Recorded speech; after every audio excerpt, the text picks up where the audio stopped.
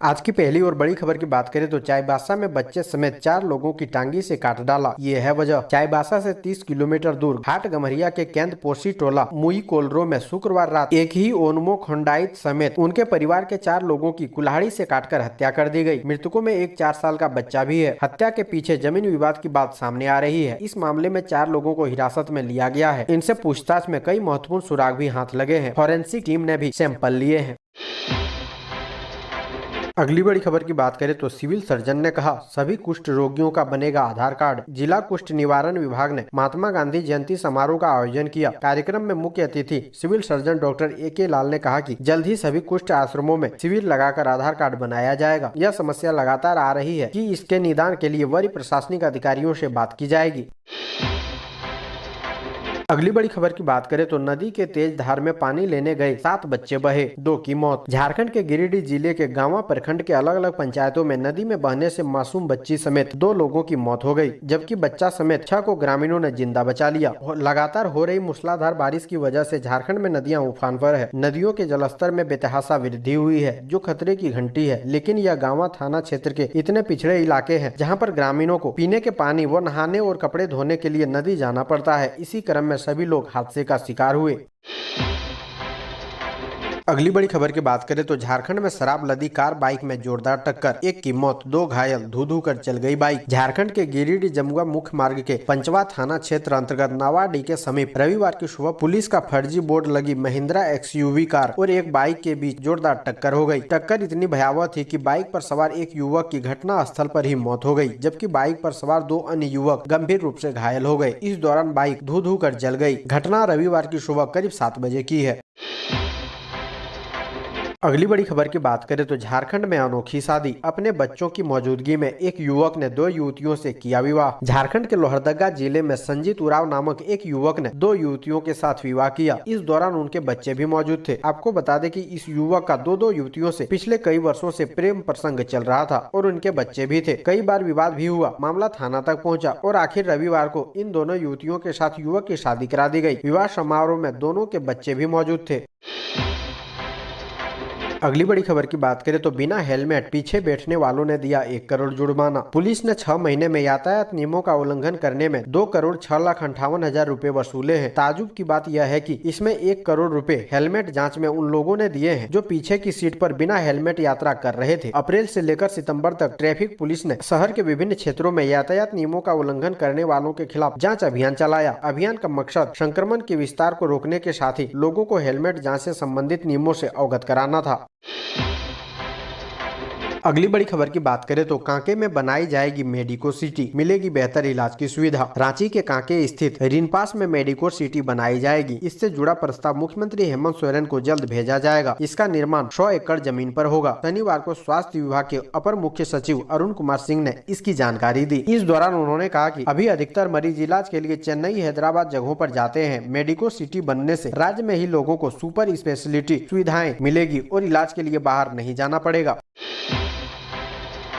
अगली बड़ी खबर की बात करें तो ये है रिम्स का हाल। 3 दिनों तक रिपोर्ट के इंतजार में रही महिला, संदिग्ध ब्लैक फंगस से हो गई मौत। रिम्स में ब्लैक फंगस के संदिग्ध मरीज का शनिवार को इलाज के दौरान मौत हो गई। मरीज के ब्लैक फंगस की रिपोर्ट 3 दिनों में नहीं मिली और रिपोर्ट का इंतजार करते करते महिला ने दम तोड़ दिया। 58 वर्षीय पुतुल देवी को ब्लैक फंगस का लक्षण देखते हुए उसे न्यू ट्रामा सेंटर में भर्ती कराया गया था। उनका इलाज कर रही डॉक्टर सी.के. बिरुआ ने बताया कि ब्लैक फंगस की जाँच की जा रही थी, लेकिन महिला की स्थिति ठीक नहीं थी। जहाँ प्रारंभिक जाँच में ब्लैक फंगस के लक्षण दिखने के बाद इलाज शुरू हुआ था, लेकिन उसे बचाया नहीं जा सका।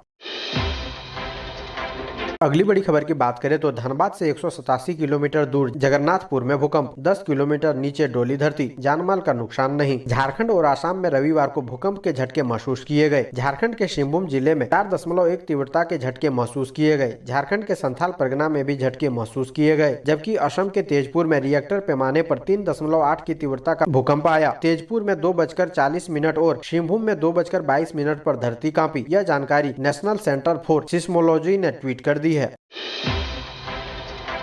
अगली बड़ी खबर की बात करें तो अंत्योदय अन्न योजना के राशन की कटौती, डीलरों ने सितंबर माह में बांटा आधा अनाज। सार्वजनिक वितरण प्रणाली के माध्यम से समाज के अंतिम गरीब व्यक्ति तक रियायती दर पर खाद्यान्न उपलब्ध कराने के निमित्त केंद्र सरकार के स्तर से दिसंबर 2000 में शुरू अंत्योदय अन्न योजना अपने उद्देश्यों पर खरी नहीं उतर पा रही है। योजना के तहत 2 रुपए किलो गेहूँ और 3 रुपए किलो चावल अंत्योदय राशन कार्ड धारियों को दिया जाता है, परंतु कुछ सरकारी कर्मियों और पीडीएस डीलरों की उदासीनता के कारण लाभुकों को इसका समुचित लाभ नहीं मिल पा रहा है। गोदामों और डीलरों के पास अनाज डंप होने की सूचना के बाद केंद्र ने सितंबर महीने के अनाज का आवंटन लगभग आधा कर दिया है। अगली बड़ी खबर की बात करें तो झारखंड के पूर्व मंत्री हाजी हुसैन अंसारी को सीएम ने दी श्रद्धांजलि, बोले हमेशा दिलों में रहेंगे इनके आदर्श। झारखंड के मुख्यमंत्री हेमंत सोरेन ने रविवार को कांके रोड रांची स्थित मुख्यमंत्री आवासीय कार्यालय परिसर में राज्य के पूर्व मंत्री हाजी हुसैन अंसारी की पहली पुण्यतिथि के मौके पर उन्हें श्रद्धांजलि अर्पित की। मुख्यमंत्री ने कहा कि राज्य के वरिष्ठ नेता व पूर्व मंत्री हाजी हुसैन अंसारी आज हम सभी के बीच नहीं है, परंतु उनके आदर्श और विचार सदैव हमारे दिल में रहेंगे। हाजी हुसैन अंसारी की कमी तो पूरी नहीं की जा सकती, लेकिन उनके आदर्शों और विचारों को अपनाकर मजबूत, खुशहाल एवं विकसित झारखंड के सपने को साकार किया जा सकता है।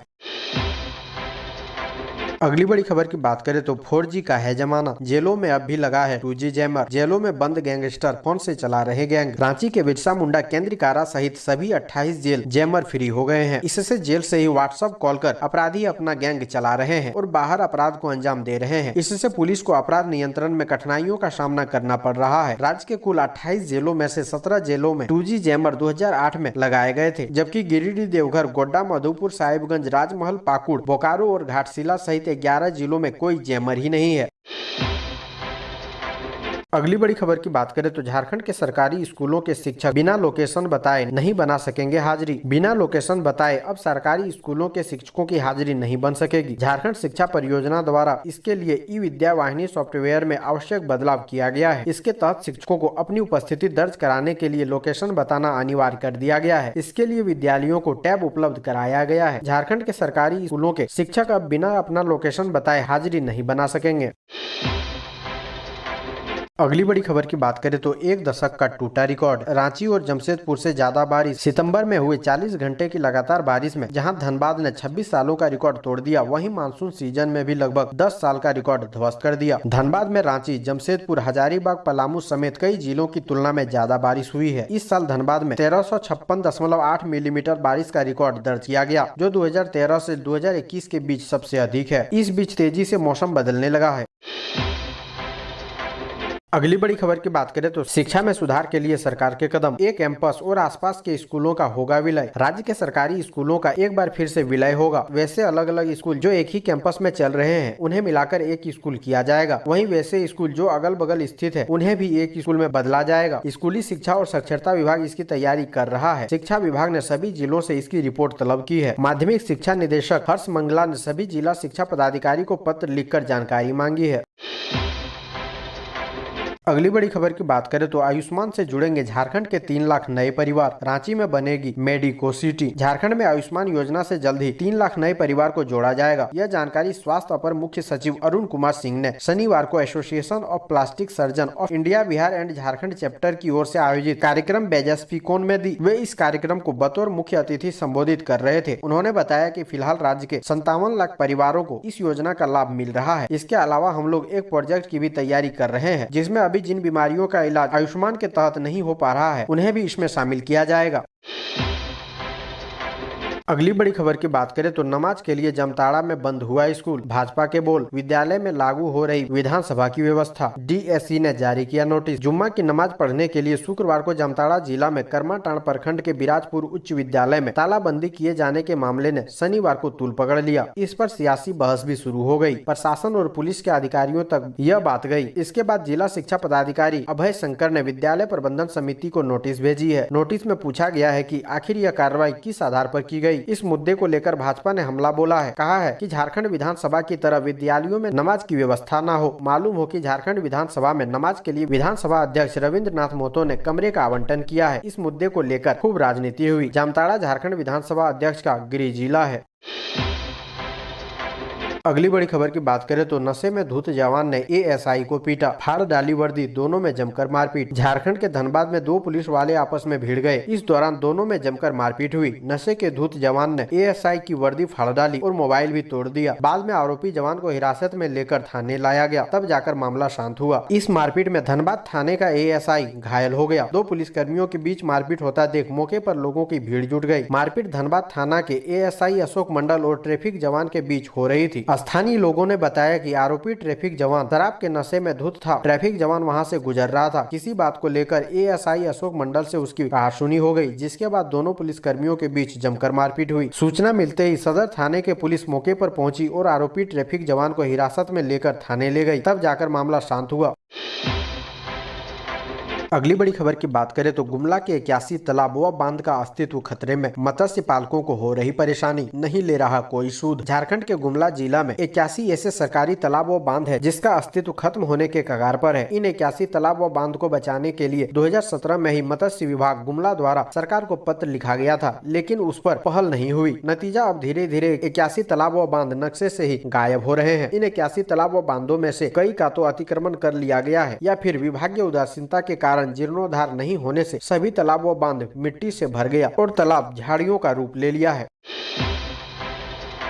अगली बड़ी खबर की बात करें तो मुख्यमंत्री को सहायक पुलिस कर्मियों ने किया आमंत्रित, कहा साथ में भोजन करके सीएम महसूस करें दर्द। राजधानी रांची के मोहराबादी मैदान में सहायक पुलिस कर्मियों का अनिश्चितकालीन धरना का आज 8वां दिन है। सहायक पुलिस कर्मी अपनी मांगों को लेकर अनिश्चितकालीन धरना पर बैठे हुए हैं। सहायक पुलिस कर्मियों ने राज्य के मुख्यमंत्री हेमंत सोरेन को आमंत्रित किया है और कहा कि हमारे बीच बैठकर भोजन करें, हमारे दर्द को समझने का प्रयास करें। सहायक पुलिस कर्मियों ने बताया कि हमारी मांगे जायज है, हमारी बहाली नियमावली के अनुसार हुआ है, उस नियमावली को मुख्यमंत्री हेमंत सोरेन समझने की कोशिश करें।